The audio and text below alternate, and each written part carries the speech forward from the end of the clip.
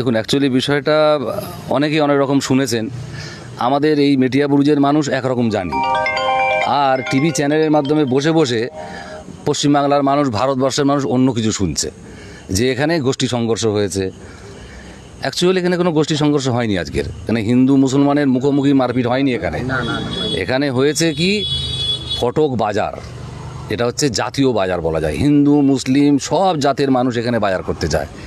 বাজারের মুখেতে বাইক রাখার জন্য জায়গা আছে, ফুটপাতে দোকানদার বসে সেসব জায়গা আছে, ফুলওয়ালা বসে, ফলওয়ালা বসে, বাজারের ভিতরে না, বাজারের বাইরের।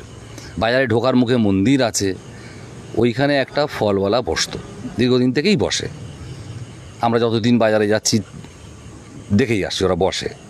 সেই জায়গাটায় হঠাৎ করে এই ঈদের ছুটিতে সেই ফলওয়ালা মনে হয় বাড়ি যায়।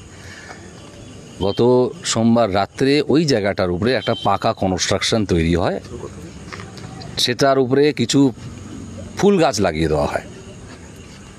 এটা রবীন্দ্রনগর থানার একদম সামনে, রবীন্দ্রনগরের থানার দেওয়ালের থেকে 2 মিটার দূরে। রবীন্দ্রনগর থানা জানে যে এটা ওখানে যারা যারা বসে, থানা তো কিছু লোককে নিজেই বসিয়ে রেখেছে সামনে, তারা জানে না ওখানে কারা বসে।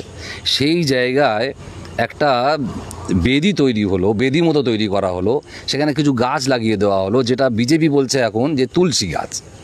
তাহলে পুরো এটা পরিকল্পনা করে করা হয়েছে। এই সোমবারে, মানে ঈদের 7 তারিখের আগে ছিল না এটা। 7 তারিখে ঈদ হয়েছে, 8 তারিখ রবিবার, 9 তারিখ সোমবার, এই 9 তারিখ রাত্রে এই ঘটনা ঘটে। তার আগে ওখানে কোনো গাছ ছিল না, ওখানে কোনো কনস্ট্রাকশন ছিল না। পুলিশ সেটা বলুক, পুলিশ সিবিআই সিআইডি তদন্ত করে জানাক যে ওইখানে কী ছিল। তাহলে ওইখানে হঠাৎ করে একজন ফলওয়ালা গরিব মানুষ, তার ধর্মের কথা আমি বলছি না, যদিও সে ধর্মে মুসলিম, কিন্তু আমি বলছি না তার কথা, সে গরিব ফলওয়ালা, ওখানে বসে খায়, প্রচুর ফুটপাতে সব বসে ব্যবসা করে খাচ্ছে।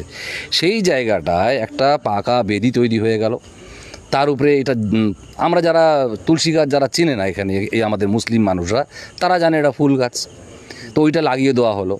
এই পরিকল্পনাটা করলো কারা? এই পরিকল্পনাটা নিশ্চয়ই কারোর মাথা আছে। আরএসএস বিজেপি ছাড়া এই মাথা কারণ নেই যে ওইখানে এইটা করো, তাহলে কী হবে, এটা কেউ ছুঁতে পারবে না।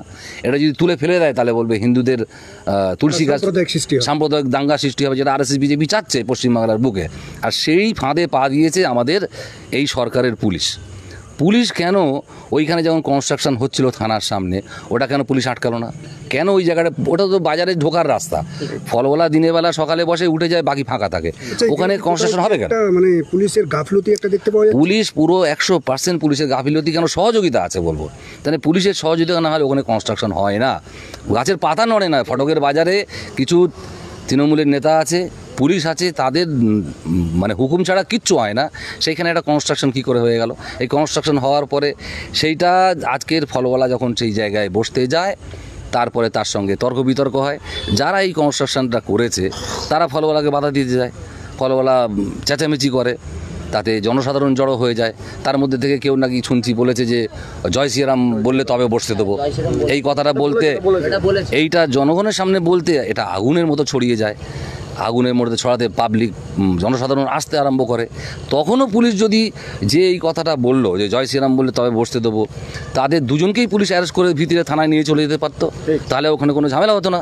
পুলিশ এটাকে বাড়তি দিল, শুধু বাড়তে দেওয়া নয়, প্রায় ঘন্টা 3 ধরে এই জিনিস পুলিশের পক্ষ থেকে। কেন পুলিশ এই অঞ্চলের এমএলএ কাউন্সিলর তারা নিয়েছে, পুলিশের অ্যাকশন শুরু হয়েছে 3:30 4টে। ঘটনা শুরু হয়েছে 11টা 11:30।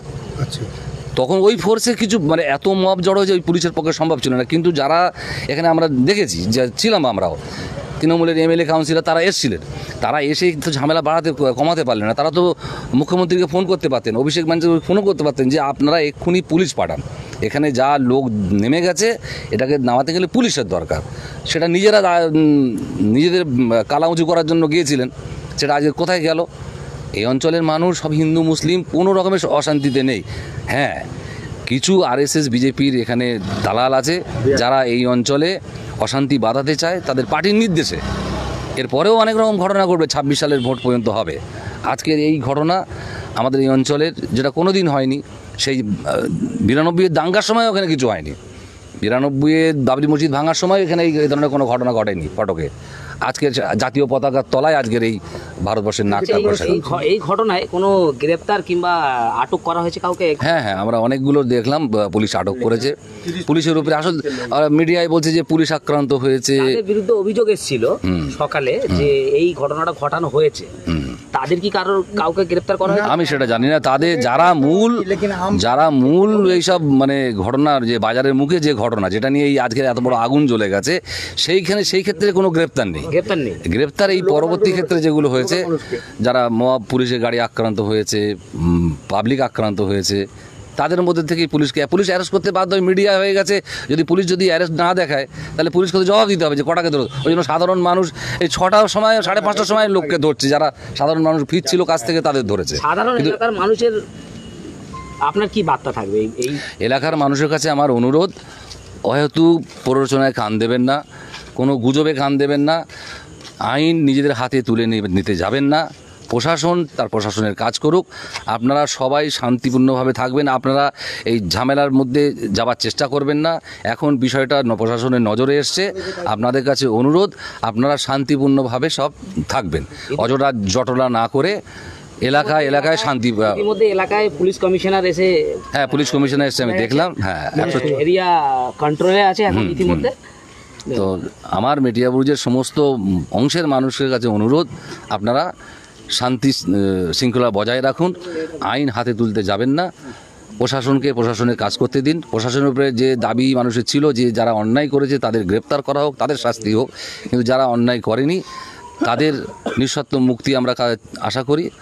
আর এই যে ঘটনা ঘটেছে এর জন্য এই অঞ্চলে পুলিশের পিকেটিং যাতে থাকে সেই বন্দোবস্ত সরকার করুক। আমরা চাই না যা সাধারণ মানুষের জান মালের ক্ষতি হয়ে যাক, কোনো সে ধর্ম হিন্দু হোক মুসলিম হোক, কারোরই কোনো ক্ষতি হোক আমরা চাই না। অসংখ্য ধন্যবাদ।